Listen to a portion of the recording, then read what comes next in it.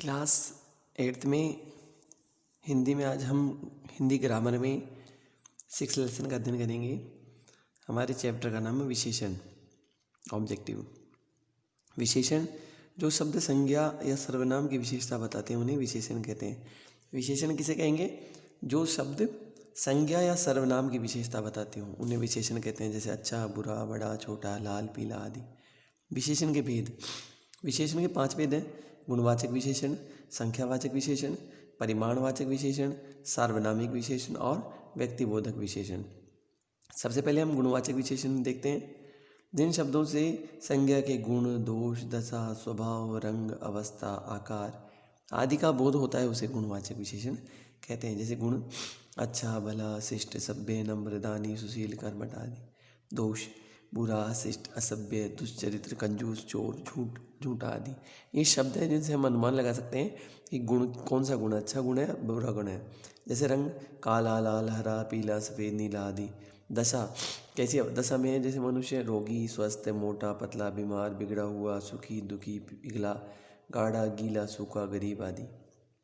आकार: जैसे गोल, चपटा, कुरूप, सुडौल, अंडाकार, त्रिभुजाकार आदि।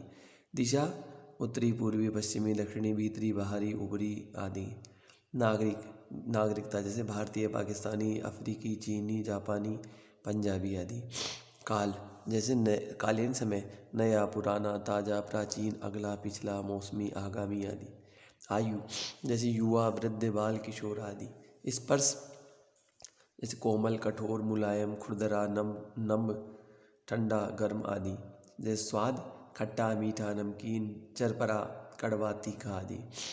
फिर हमारे पास में संख्यावाचक। देखिए यहाँ पर आपकी एक चित्र बना हुआ है। ये विशेषण है, 5 के नाम इसमें दर्शाए गए हैं। सेकंड है संख्यावाचक विशेषण। जिन शब्दों के द्वारा संख्या या सर्वनाम की संख्या संबंधित विशेषताएं बताई जाती है उन्हें संख्यावाचक विशेषण कहते हैं। जैसे 5 आम। आम कितने हैं? 5। तो संख्या का पता लग रहा है। कुछ घोड़े, अब ये निश्चित नहीं है। फिर है तीसरा मकान, संख्या पर प्रकट हो गई। सब लड़के, यानी जितने भी लड़के सब आ गए। इसमें संख्या का बोध होता है। यहाँ पर संख्या निश्चित भी हो सकती है, अनिश्चित भी हो सकती है। संख्यावाचक विशेषण के 2 भेद हैं: निश्चित संख्यावाचक और अनिश्चित संख्यावाचक। निश्चित संख्यावाचक देखिए, इस विशेषण से व्यक्ति या वस्तु की निश्चित संख्या का बोध होता है, उसे निश्चितवाचक संख्या विशेषण कहते हैं। इसे निम्नलिखित भागों में विभाजित किया जा जैसे गणनावाचक 1, 2, 3, 4, 5 आदि। जैसे क्रमवाचक पहला, दूसरा, तीसरा, चौथा, पाँचवा आदि। आवृत्तिवाचक जैसे दुगुना, तिगुना, चौगुना, 100 गुना, 1000 गुना आदि। समुदायवाचक दोनों, तीनों, चारों, पाँचों, 10, 20। प्रत्येक सूचक प्रत्येक, हर एक, 2, आधा आधा, हर छठे आदि। अनिश्चित है जिन संख्या द्वारा विशेषण संख्या के निश्चित संख्या का बोध नहीं होता उन्हें अनिश्चित संख्यावाचक विशेषण कहते हैं। जैसे कुछ लोग, थोड़े से फल, कुछ एक लड़के, बहुत से रुपए आदि। थर्ड है हमारे पास में परिमाणवाचक विशेषण। जो विशेषण किसी वस्तु या नाप या तोल से संबंधित विशेषता बताते हैं उन्हें परिमाणवाचक विशेषण कहते हैं। इसके 2 भेद होते हैं। 2 भेद कौन कौन से हैं?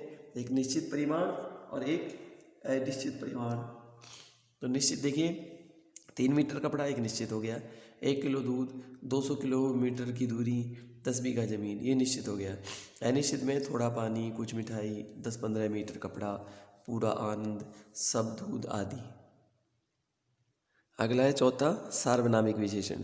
जो सर्वनाम शब्द पुरुषवाचक और निजवाचक सर्वनाम को छोड़कर, कौन से को? पुरुषवाचक और निजवाचक, निज यानी स्वयं के लिए, पुरुषवाचक, इन दोनों को छोड़कर संज्ञा से पूर्व आते हैं उन्हें सार्वनामिक, संख्या से पूर्व आएंगे उसको सार्वनामिक कहेंगे। यह पुस्तक अच्छी है, तो यह पुस्तक किसकी पुस्तक है ये कन्फर्म नहीं है, तो यह पुस्तक अच्छी है। अगला, वह घोड़ा अच्छा है, वे खिलाड़ी, ये घोड़े, ऐसा आदमी, जैसा घर आदि। ये सार्वनामिक किसे कहेंगे? जो पुरुषवाचक में 3 आते हैं: प्रथम पुरुष, मध्यम पुरुष और उत्तम पुरुष। इनको छोड़कर और निज यानी स्वयं के छोड़कर संख्या से पूरा आ जाएंगे। ये संज्ञा है, जैसे पुस्तक एक संज्ञा है, घोड़ा एक संज्ञा है, खिलाड़ी एक संज्ञा है, घोड़े एक संज्ञा है, आदमी एक संज्ञा है। इनसे पूरा आ गए। कौन से को छोड़ के? निजवाचक और पुरुषवाचक को छोड़कर। फिर अगला है व्यक्तिबोधक विशेषण। व्यक्तिवाचक संज्ञाओं को बनाने के लिए विशेषणों को व्यक्तिबोधक विशेषण कहते हैं। जैसे भारतीय सैनिक, और जापानी खिलौने आदि। अगला है हमारे पास में विशेषण और विशेष्य। विशेषण जो संज्ञा शब्द या सर्वनाम शब्दों की विशेषता बताते हैं उन्हें विशेषण कहते हैं। विशेषण क्या होते हैं? जो संज्ञा और सर्वनाम की विशेषता बताते हैं। ऐसे ही आता है विशेष्य, जिन शब्दों की विशेषता बताई जाए उसे विशेष्य कहते हैं। जिन शब्दों की बताई जाएगी उन्हें विशेष्य कहते हैं। जैसे काला घोड़ा, घोड़ा कैसा है? काला। लंबा आदमी, आदमी कैसा है? लंबा। यह काला एवं लंबा विशेषण है तथा घोड़ा और आदमी विशेष्य है। तो विशेष्य तो कौन हो गया? घोड़ा और आदमी। और विशेषण क्या हो गया? लंबा और काला। अब आता है प्रविशेषण, जो शब्द विशेषण शब्दों की विशेषता बताते हैं उन्हें प्रविशेषण कहते हैं। जैसे राम बहुत सुंदर लड़का है। लड़का है, सुंदर है, ठीक है। सुंदर तो क्या था आपके पास में? सुंदर किसे कहेंगे हम? सुंदर तो होगा आपके पास में विशेषण। ये तो क्या विशेषण, ये संज्ञा, ये विशेषण हो गया। अब विशेषण की भी विशेषता बता दी है, वो क्या होगा? प्रविशेषण। जैसे कश्मीरी सेब सुंदरी लाल रंग की है। जो सुनहरा रंग होता है वो कश्मीरी सेब होता है। यहाँ सुंदर एवं लाल ये विशेषण है, ठीक है। ये देखिए लाल और ये सुंदर, ये क्या है? विशेषण है। और बहुत और सिंदूरी शब्द विशेषण शब्दों की विशेषता बताते हैं, अतः प्रविशेषण है। फिर है विशेषण शब्दों की रचना, मूल विशेषण। कुछ शब्द मूल रूप से ही विशेषण होते हैं, जैसे काला, गोरा, बड़ा, मोटा, पतला, योग्य, सुंदर आदि। ऐसे यौगिक विशेषण। कुछ विशेषण संज्ञा सर्वनाम क्रिया विशेषणों में प्रत्यय लगाकर बनते हैं, इन्हें यौगिक विशेषण कहा जाता है। जैसे वर्ष का वार्षिक, दया का दयालु, इतिहास का ऐतिहासिक आदि। अब आता है कुछ प्रचलित यौगिक विशेषण।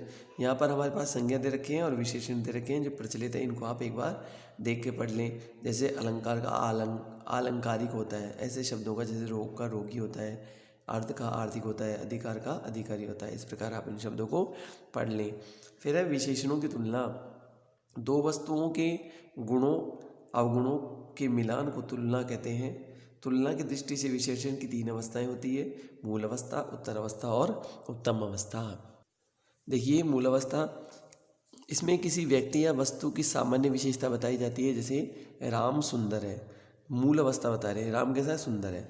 फिर है उत्तर अवस्था, इनमें दो व्यक्तियों या वस्तुओं की तुलना करके एक की अधिकता या न्यूनता बताई जाती है। जैसे राम मोहन से सुंदर है, राम किसे सुंदर है? मोहन से, दोनों में तुलना कर दी गई। फिर उत्तम अवस्था, इनमें 2 से अधिक व्यक्तियों या वस्तुओं की तुलना करके किसी एक को सबसे अधिक या न्यून बताया जाए। जैसे राम सबसे सुंदर है, जितने भी हैं ना वहाँ सब में सुंदर बता दिया। या मूल अवस्था, उत्तर अवस्था, उत्तम अवस्था कि कुछ आपके पास दे रखे हैं, जैसे प्रिय, प्रियतर, प्रियतम, लघु, लघुतर, लघुतम, इनको आप पढ़ लें। फिर मूलावस्था, विशेषण की मूलावस्था, उत्तरावस्था और उत्तमावस्था के रूप संस्कृत निष्ठ हिंदी में प्रचलित है। व्यवहारिक हिंदी में सब में, सबसे, अधिक से अधिक, अधिक से अधिक, बहुत अधिक, से कुछ कम, से बढ़कर, से कम, से भी कम, से कहीं जैसे प्रत्यय पदों का प्रयोग होता है। जैसे सबसे, मोहन सबसे चतुर है, सब में चतुर है। सबसे, रमेश सबसे चालाक है। से अधिक, राम श्याम से अधिक होशियार है। बहुत अधिक, आज बहुत अधिक सर्दी है। से कुछ कम, आज कल से कुछ कम गर्मी है। से बढ़कर, रमेश राजू से बढ़कर था। से कम, सीता रानी से कम लंबी है। से भी कम, जीवन रमेश से भी कम जानता है। से कहीं, वह तुमसे कहीं अच्छा है। फिर है उत्तरावस्था, दो विशेषणों के मध्य तुलना करके एक के गुण या दोष अधिक बताया जाता है। जैसे रमेश राजेश से अधिक अच्छा लड़का है, 2 में तुलना की जा रही है यहाँ पर। सीता रजनी से अधिक समझदार है। उत्तम अवस्था, इसमें विशेषण द्वारा किसी वस्तु का सबसे अधिक अच्छा या सबसे अधिक बुरा बताया जाता है। जैसे विद्यालय में राकेश सबसे अच्छा खिलाड़ी है, नीलिमा सबसे सुंदर लड़की है। इस प्रकार हमने ये विशेषण पढ़े।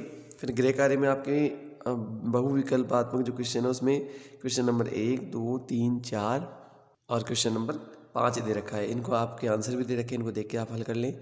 रिक्त स्थान है, ये शब्द है जिसका आपको जैसे दया है तो दया का दयालु बनेगा। रिक्त स्थानों की पूर्ति, ये आपके आंसर दे रखे हैं, इनको देख के कर लें। फिर लघुत्तरात्मक 5 क्वेश्चन है, क्वेश्चन और आंसर आपके दे रखे हैं, इनको देख के आप हल कर लें।